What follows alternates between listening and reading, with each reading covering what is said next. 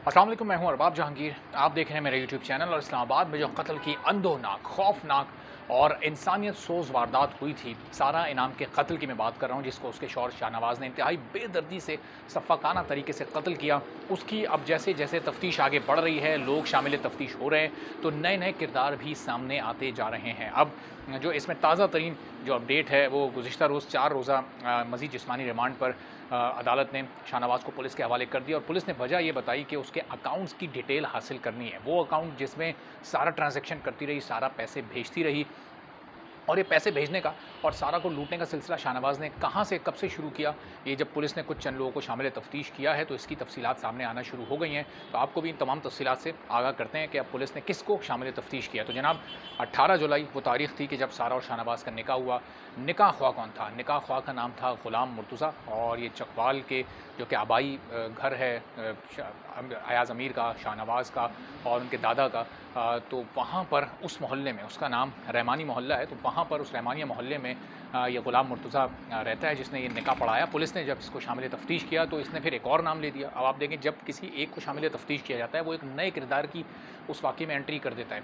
तो ग़ुलाम मुर्तज़ा ने क्या बताया कि मुझे मोतबर नामी एक शख़्स है, मोतबर ने मुझे कहा था कि आप ये निकाह पढ़ाएँ। मोतबर कौन है? वो जनाब चकवाल के उस मोहल्ले का एक बाअसर शख़्स, शाहनवाज़ का दोस्त, जिसने ये सारा इंतज़ाम किया था। जब सारा यहाँ पर आई और शाहनवाज़ और सारा का निकाह हुआ, 3 दिन वहाँ पर सारा रही, तो मोतबर नामी शख़्स ने तमाम इंतज़ामात इस निकाह के किए, और 2 गवाहों का भी उसने बंदोबस्त किया, जिसमें एक गवाह का नाम सज्जाद है और एक और गवाह का नाम जल्द ही मंज़र-ए-आम पर आ जाएगा। तो जनाब, जब ये निकाह हो गया, उसके बाद 3 दिन तक सारा यहीं पर रही, और फिर सारा वापस चली गई अबू धाबी, चूँकि वहाँ पर वो जॉब करती थी। और फिर अब वहाँ से वो चंद ही रोज़ के बाद, चंद दिनों में, 2-3 दिन बाद वो फिर वापस आई। शाहनवाज़ ने उसे बुलाया। शाहनवाज़ ने उसे इसलिए बुलाया कि यहाँ पर पाकिस्तान में बड़े इन्वेस्टमेंट के मौके हैं, अगर हम यहाँ सरमायाकारी करें तो हमें फ़ायदा हो सकता है। वो जानता था, उसकी नज़र सारा के पैसों पर थी। उसको पता था कि सारा से अगर मैं पैसे निकलवा लूँ, तो मैं फिर बड़ा फ़ायदा मुझे हो सकता है शादी भी उसने इसी मकसद के लिए की हो। आहिस्ता-आहिस्ता तफ्तीश और तहकीकात में ये चीज़ खुलकर सामने आ जाएगी। तो सारा 3 रोज़ बाद वापस आ गई। सारा यहाँ वापस आई, तो शाहनवाज़ ने पूरा प्लान, पूरा ट्रैप तैयार किया हुआ था। उसको ट्रैप किया, प्लान पूरा तैयार था। एक उस्मान नामी शख़्स था, जो ज़ाहिर है शाहनवाज़ का दोस्त ही होगा, वो और सारा को वो लेकर मरी गए। वो दोनों मरी में एक फ़्लैट दिखाया गया सारा को कि देखें, ये कितना ज़बरदस्त फ्लैट है, अगर इसको हम फ़ौरी तौर पर ख़रीद लें तो इसकी रेंटल इनकम बहुत ज़्यादा हो सकती है, और हमें बड़ा फ़ायदा हो सकता है।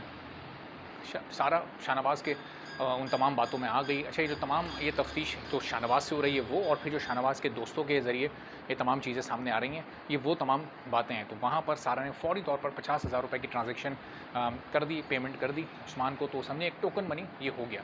फिर ये लोग वापस आ गए अपना चकवाल में, चक शहज़ाद में ये वापस आए अपने उसी फार्म हाउस में। तो वहाँ पर अगले रोज़ हुआ क्या कि वो उस्मान और चंद 2-3 लोगों को वो लेकर, जो estate agent, real estate type के लोग होते हैं, उन लोगों को लेकर वो पहुँच गया कि जी, वो आप अगर वो फ्लैट ख़रीदने में इंटरेस्टेड हैं तो फ़ौरी पेमेंट कर दें, वरना तो वो चंद घंटों में निकल जाएगा। बहुत सारी पार्टियाँ और उसको लेने की कोशिश कर रही हैं।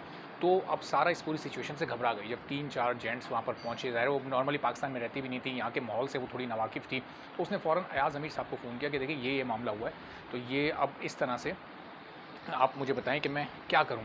अ, तो फिर अयाज़ अमीर साहब ने ज़ाहिर है उसको मशवरा दिया कि अभी आप इन लोगों को रवाना कर दें और थोड़ा टाइम लें इनसे सोचने के लिए। तो सारा ने बिल्कुल वही किया, उन लोगों से कहा कि आप मुझे सोचने का थोड़ा मौका दें, मैं 2-3 दिन में आपको जवाब देती हूँ।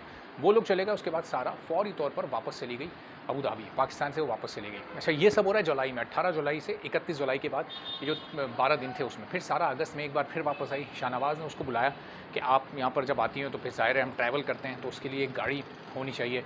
एक मर्सिडीज़ गाड़ी दिखाई गई। एक हारून नामी शख़्स उस गाड़ी के मालिक के तौर पर सामने आया।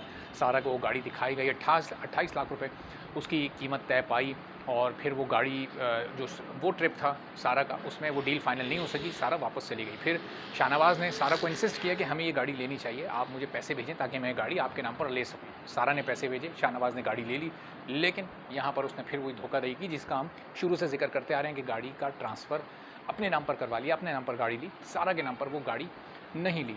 अच्छा, ये सिलसिला हो गया। फिर शाहनवाज़ ने सारा को बोला कि जो चकवाल का मोहल्ला है हमारा, वहाँ पर बड़े गरीब लोग रहते हैं, वो छोटा-सा मोहल्ला है, तो वहाँ कभी मस्जिद में चंदे के नाम पर, कभी किसी मदरसे की कफ़ालत के नाम पर, इस तरह से बहाने करके वक़्तन-फ़वक़्तन 2.5 लाख रुपए, 1.5 लाख रुपए, 2 लाख रुपए सारा से मँगवाता रहा और अपने खर्चे पूरे करता रहा, क्योंकि ना वो कोई बिज़नेस करता है, ना वो कोई जॉब करता था।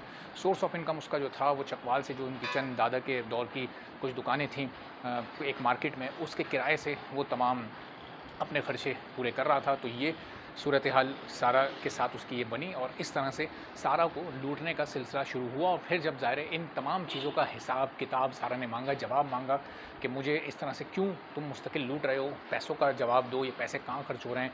और फिर शादी से मुतालिक जो कि सारा ने अपने वालिदैन को नहीं बताया हुआ था, जब वो सारा ने बताया अपने वालिदैन को, तो असल जो झगड़ा शुरू हुआ वो यहाँ से हुआ। चलिए मैं आपको ये बताता हूँ असल स्टोरी, कि जब सारा ने अपने वालिदैन को बताया तो इब्तिदा में उन्होंने नाराज़गी का इज़हार किया कि तुमने क्यों एक ऐसे अननोन शख्स से शादी कर ली। तो फिर सारा ने बात करवाई कि चलें आप बात करके देख लें और फिर आप मुझे फ़ीडबैक दीजिएगा। तो सारा ने शाहनवाज़ और अपनी वालिदा की बात करवाई। अब वो बात करते-करते शाहनवाज़ चूँकि बुनियादी तौर पर एक बद अख़लाक़ आदमी, बदतमीज़ आदमी था, तो उस टेलीफ़ोनिक गुफ्तगू में भी कुछ इस तरह की बातचीत हुई कि सारा की वालिदा को वो बहुत बुरा लगा और गुस्सा भी उन्हें आया।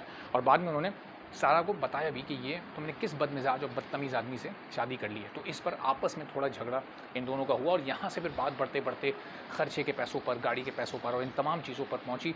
और फिर उसके बाद कत्ल की ये अंधोनाक वाक़या पेश आ गया। तो अब शाहनवाज़ 4 रोज़ तक अगले पुलिस की कस्टडी में है। उसके जो अकाउंट्स हैं, उनको देखा जा रहा है कि कितने पैसे अब तक वो सारा से वहाँ से मँगवाता रहा है और वो कहाँ-कहाँ खर्च हुए हैं। कितने पैसे उसने नशे में उड़ाए हैं, कितने पैसे उसने अपनी दीगर अय्याशियों में उड़ाए हैं। पुलिस ये तमाम तर चीज़ें इस वक़्त देख रही है और सारा के वालिद डटे हुए हैं, यहाँ पर मौजूद हैं और वो किसी को माफ़ करने को या पीछे हटने को तैयार नहीं है। तो हमें भी ये उम्मीद है और आप तमाम लोग भी इस बारे में दुआगो रहें कि हमारा अदालती निज़ाम, हमारा पुलिस का सिस्टम सारा के वालिद के साथ रहे, उन्हें इंसाफ़ दिलवाए और इस जैसे जो दीगर मुल्ज़िमान हैं, जब उनका जुर्म साबित भी हो जाता है और वो एतराफ़ जुर्म भी कर लेते हैं, तो उसके बाद केसेस इतने लंबे क्यों चलते हैं। ज़ाहिर जाफ़र वाली मिसाल हमारे सामने मौजूद है। ये एक और ताज़ा मिसाल हमारे सामने आ गई है कि ये पहले 3 रोज़ा रिमांड, फिर 3 रोज़ा रिमांड, अब फिर 4 रोज़ा रिमांड। ये 10 रोज़ के रिमांड में और जो जिस्मानी रिमांड पर लोग होते हैं, उनकी एक दिन में पुलिस चंद घंटों में क्या हालत कर देती है सबके सामने है।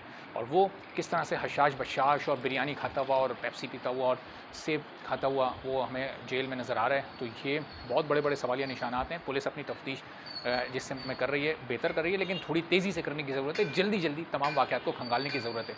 मज़ीद अपडेट्स के साथ अगली वीडियो में आपसे फिर मुलाकात होगी। अल्लाह हाफ़िज़।